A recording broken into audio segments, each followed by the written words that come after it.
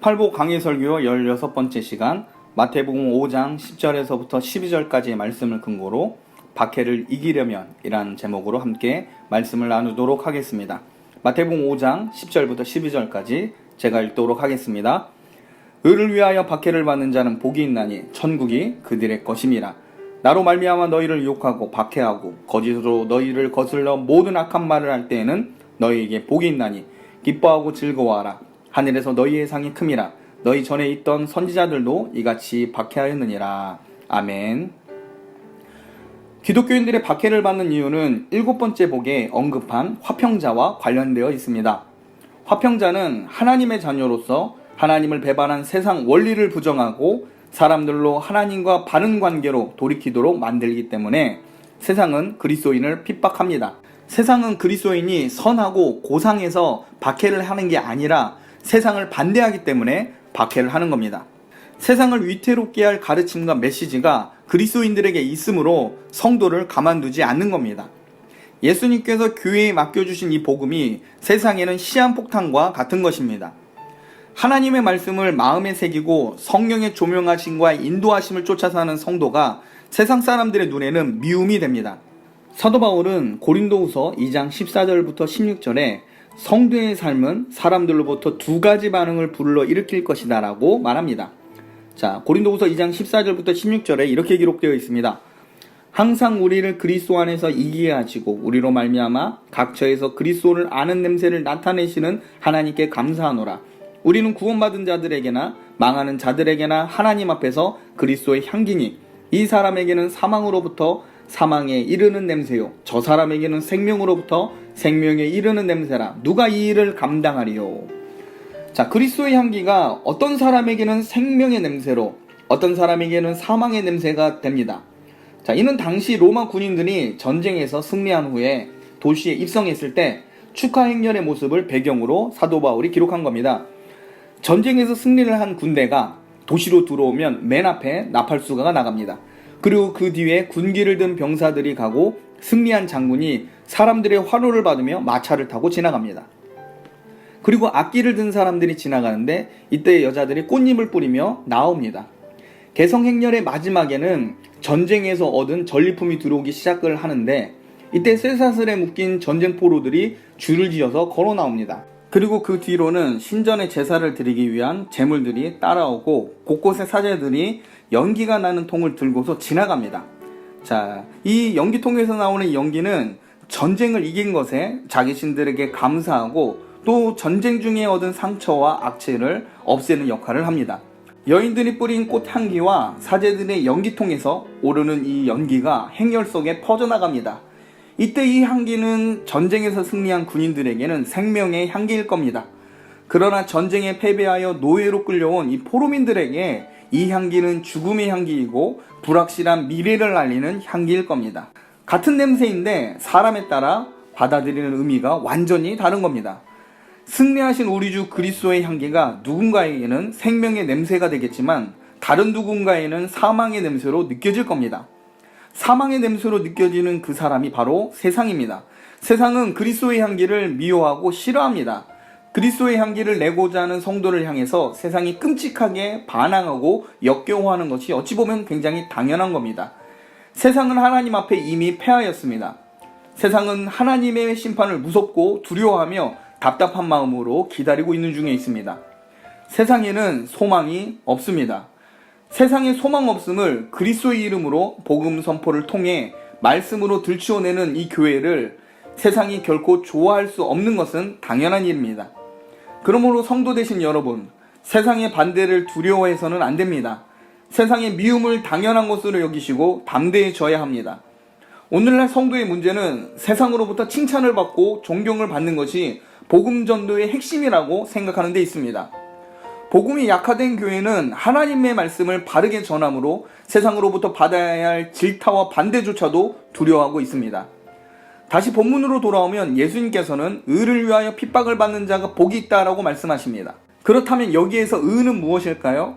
이는 마태복음 5장 11절을 통해 정확히 알 수 있습니다.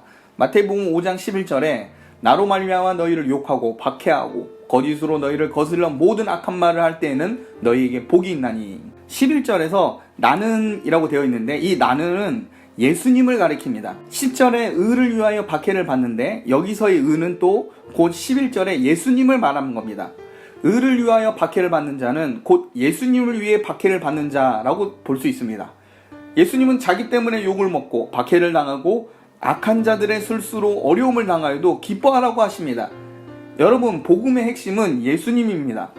예수님을 믿느냐 믿지 않느냐에 따라 이 사람이 영생이냐 영벌이냐 갈림길에 서 있는 것입니다. 이것이 바로 복음의 핵심입니다. 그런데 이 세상은 꼭 예수님이어야만 하느냐라고 질문합니다. 그냥 착하게 살고 바르게 살면 천국 가는 것으로 원칙을 정하면 안 되겠느냐라고 말합니다. 성경은 예수님이 외 구원을 얻게 할 만한 다른 이름이 없다라고 분명히 말하고 있습니다. 복음은 한치의 양복 없이 예수님이 아니면 안 된다고 말합니다. 예수님이 승천하신 후에 2000년이 지났지만 이 복음을 교회는 끝까지 붙들고 여기까지 왔습니다. 교회사를 보면 이 가르침을 끝까지 고수한 결과 수많은 주님의 자녀들이 죽임을 당하였습니다. 세상 사람들은 교리 하나를 유연하게 해석하면 별 문제가 없을 것인데 왜 사소한 일에 목숨을 거느냐고 회유합니다. 그러나 신앙의 선배들은 더 굳세게 예수 그리스도의 십자가가 아니면 하나님과 구원도 천국도 없다고 여겼습니다. 그러므로 8번째 복의 의를 위하여 받는 핍박은 예수님의 복음 때문에 받는 핍박입니다. 특별히 우리 주님은 복음을 원수들이 어떻게 훼손할 것인지 가르쳐주고 계십니다. 다시 한번 5장 11절을 보겠습니다. 5장 11절 말씀, 나로 말미암아 너희를 욕하고 박해하고 거짓으로 너희를 거슬려 모든 악한 말을 할 때에는 너희에게 복이 있나니. 자, 11절을 보면 욕하고 박해하고 거짓으로 거스르려 악한 말을 할 때라고 되어 있습니다. 여기서 박해의 모양은 어찌 보면 말과 관련된 부분이 많이 언급되어 있습니다. 욕하고 거짓으로 거슬리게 하며 악한 말을 하면서 성도를 박해한다고 말합니다. 복음 때문에 목숨을 위협당하는 것도 무서운 박해지만 예수님께서는 2-3번에 걸쳐서 강조하시는 이 박해의 도구는 말입니다. 우리의 믿음은 들음에서 나온 것입니다. 복음을 들을 때 성령께서 우리 마음을 감동케 하여 주심으로 예수님을 주인으로 모시게 되며 더 큰 하나님의 은혜를 사모하게 됩니다. 그런데 사단도 하나님을 반대하는 세상도 우리의 믿음을 훼손하기 위해 악한 말을 사용합니다. 하나님의 말씀에 어긋나는 각종 이론들을 듣게 함으로 성도의 마음을 무력하게 만듭니다. 또한 악한 영은 하나님 말씀보다 사람의 말에 귀를 기울이게 함으로 예수님을 오해하게 하고 복음으로부터 떠나도록 유혹합니다.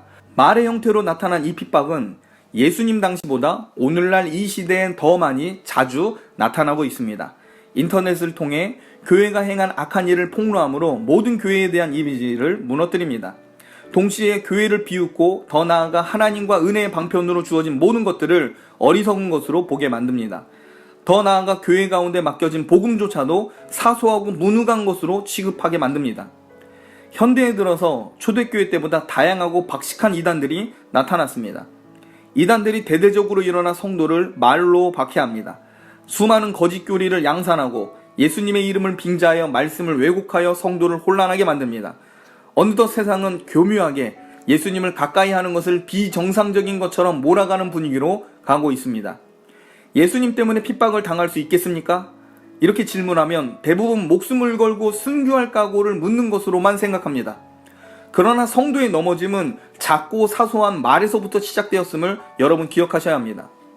신앙생활에 벗어난 사람들의 특징은 목숨을 걸어야 하는 순교 상황이 아니라 대부분 나의 자존심을 상처나게 만든 그 다른 사람의 말 때문이었음을 여러분도 잘 아실 겁니다.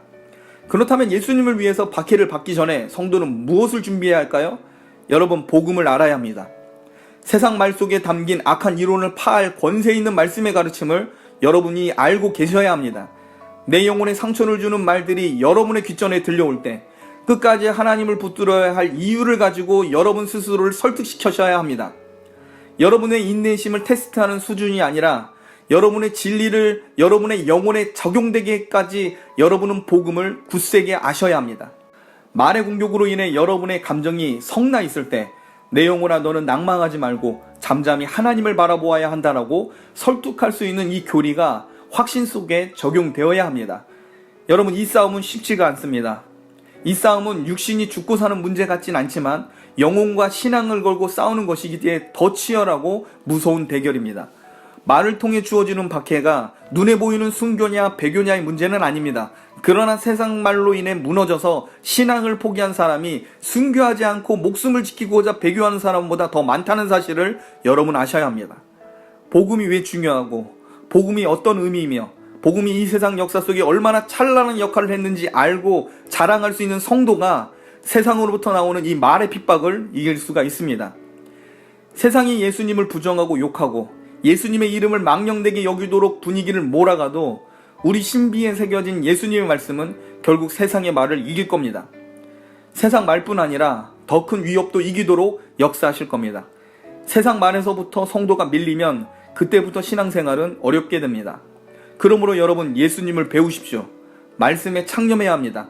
복음이 내 영혼에 어떤 가치가 있는지 계속 연구해야 됩니다. 나는 머리가 나빠요 라고 변명할 때가 아닙니다. 내 영혼이 죽고 사는 문제인 줄 알고 내가 사랑하는 예수님을 위해 예수님을 알고 배우고 본받기 위해 여러분 몸부림을 치셔야 합니다. 그러한 성도가 늘어날 때 세상 말은 사라지고 주의 강력하신 말씀의 권세가 우리와 이 세상 나라에 분명히 영향력을 미치게 될 것입니다.